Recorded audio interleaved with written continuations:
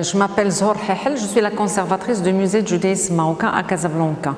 Bien sûr, parmi les activités qu'on organise chaque jour, chaque semaine et chaque mois, aujourd'hui, nous avons reçu une délégation de chercheurs et de professeurs universités de l'Holocaust Museum à Washington.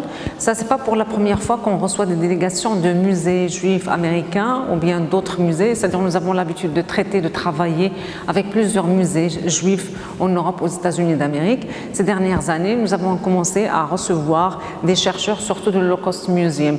Et le but pendant cette journée, de faire et essayer d'organiser une petite rencontre entre les professeurs, surtout universitaires américains, et les étudiants marocains qui travaillent dans différentes universités au Maroc et surtout qui travaillent sur la question juive ou bien le judaïsme marocain en général. De cette journée, en fait, nous avons voulu faire passer un message, c'est-à-dire qu'aujourd'hui au Maroc, bien sûr, avec l'ouverture, la création de ce musée, qui est le seul, l'unique musée juif dans le monde arabe, c'est-à-dire aujourd'hui, nous avons une école marocaine qui travaille sur le judaïsme marocain.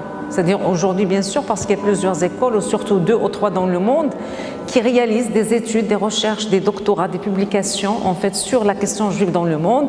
Et en général, ce sont des études publiées ou bien écrites soit en anglais, même pas en français, soit en hébreu, soit en anglais.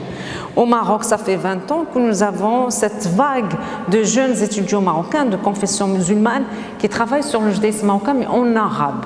Le musée du judaïsme marocain aujourd'hui souhaite valoriser, c'est pas qu'on souhaite, on veut. Et là, aujourd'hui, on l'a réalisé, c'est-à-dire on veut valoriser cette école sur l'histoire, cette école marocaine sur l'histoire du judaïsme marocain et qui publie et qui écrit en arabe.